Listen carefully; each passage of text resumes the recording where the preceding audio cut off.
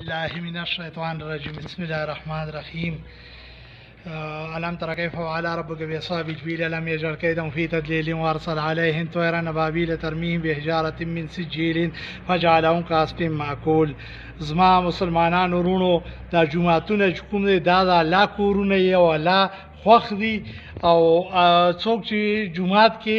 هر قسم مدد وکړه او د نبی علیہ السلام حدیث شریف مفهوم دی چې یو مسلمان په جمعات کې چې کوم دی د چرچنې جالي برابر ځای جوړ کا نو الله تعالی به دنیا په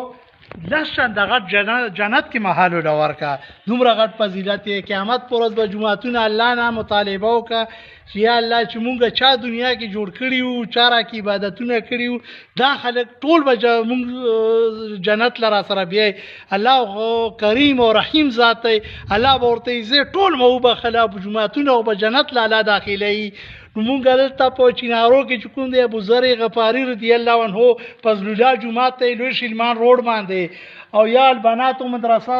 چې دواړو لنټرو ته ضرورت دی او دا اینده کغه پورې شوی محیر حضرات په غمان شوی جنکو مدرسه کې 350 جنکی ورکو کې به 300 پورې ورکی چې سونو خلکو قران پاک ختمونه په کې وکړه منځونه په کې ځکه حدیثو کتابونه په کې ځکه نو ټولو مالدار خلکو ته دا فیل کړم چې دغه جمعات او مدرسې سره ځله خلاص چاندا وکړي مونږ روپۍ نه واړو راشي دا جوړ کړی ځان له جنت کې محل جوړ کړي جنت کې به محل جوړ شي دنیا کې خسته روپۍ غوي چې په ښه کار باندې ولګي قیامت پر ورځ مونږ او تاسو نه الله پوښتنه کوي دا روپۍ چرته ګټلې وي چرته خرج کړې وي که مونږ او تاسو په جمعات مدرسه کوی ټویل یا داسې هغه په صدقه جاریه کار کې مخړی نو په قبر کې هم راته هغه میلاوږي دا جمعه داسې چې ته به مړې عملنامه نه بندګي هم دا عملنامه کې به ښېګړې رواني قرآن شریفو ختمونه او حدیثو او جمع او نفلونه تلاوتونه به راسي ورته نو ټولو خلکو ته اپیل کړم زړه خلاص په هغه کې مو نمبر به هم لیکلی موبایل هغه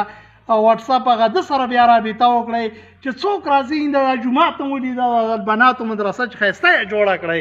او بس کې دا ستاسو لپاره د آخرت ګټه کینی الله تعالی کون په یکون ذات دی چې وشه شي خدا زونږ او تاسو باندې لازم یخته اخیری په دې خبره باندې با د شیر باندې با خبر اخلاص کړم چې کله خلکو خیر خوایي لري په زړه کې